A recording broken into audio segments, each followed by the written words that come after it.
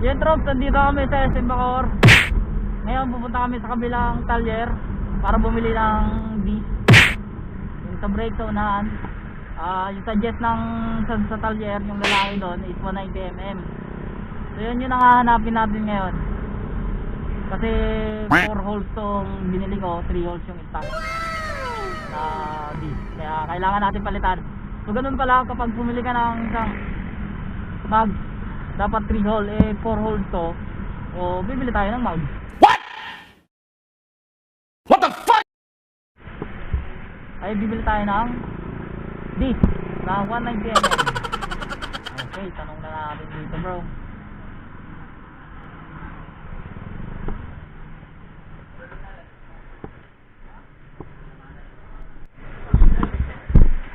May disc kayo na ano 4 holes 190mm disc 190mm.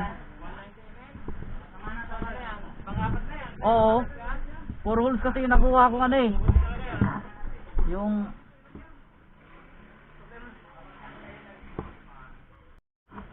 design kasi nakapamalo.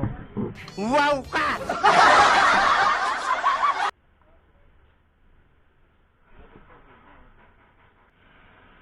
May makina dito ano sa kabila. Bayawan ko sa'yo. Makina. Oo, dyan na lang ako papakabit. Xpeed. Oo, yung diretso. Ano Mike? Okay no? Ha? Hey, troops! So ngayon nakabila ako ngayon ng disc pang Mio, tapos syempre hindi mo wala dyan tire sealant. Tatawin lang tayo. Tire sealant! Ganto. Dalawang gulong na.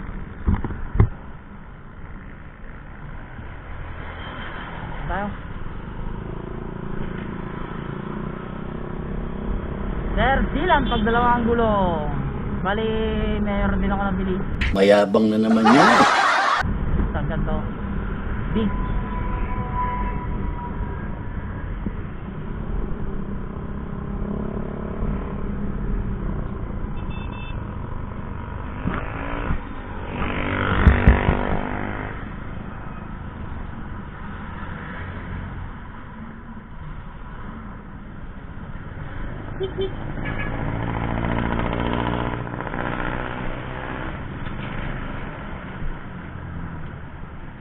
Pawit. Pwede na ba to? 4 holes? 4 holes. Pwede to.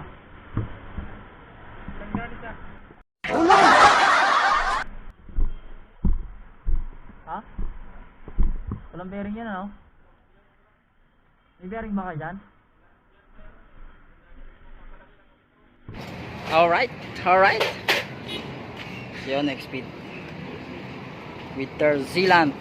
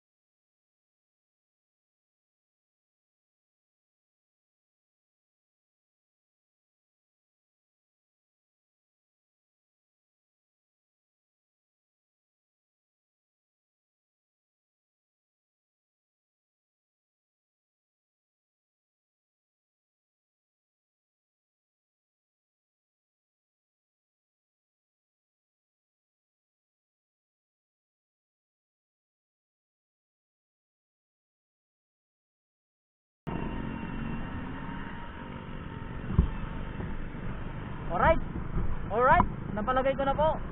Next step, kailangan ko muna paliguan ng aking dubi, ang aking dupe, ang baby dupe. Papaliguan ko muna para mapakita ko sa inyo yung para mapakita ko sa inyo yung full video. Ay, A few inches later.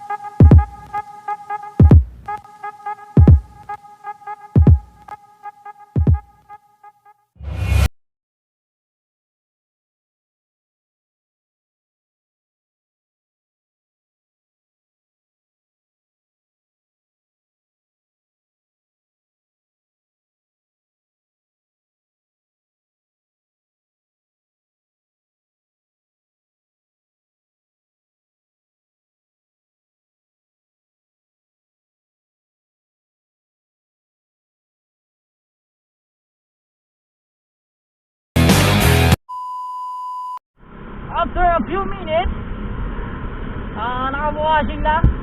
Hindi lang doon sa sa tunay na washingan, pero kami na nag-washing kasi wala kami nahanap. Tipid-tipid na rin kaya kami na nag-wash. Salamat kay MAHIRAP at kay Shampoo the Backride. Yes, sila po dalawa, tinulungan niyo po ako mag-washing. So yun, maraming salamat sa inyo. So yun, kung nakita niyo yung video ko, yung full body ng aking motor, isang masaganang palakpakan naman dyan at isang malaking like naman dyan, subscribe. So hanggang dito na lang mga trupa, mga troop, hanggang dito na lang. Please like, subscribe, and ingat po kayo, ride safe sa mga kapwa ko rider dyan ng mga motor tulad ng Mio. Kahit anong motor mo ay mag-ingat ka sa paroroonan. Always pray kung saan ka man magpunta. So yun, hanggang dito na lang. Moto Peña Vlogger. Bye. Thank you sa panonood. Ride safe.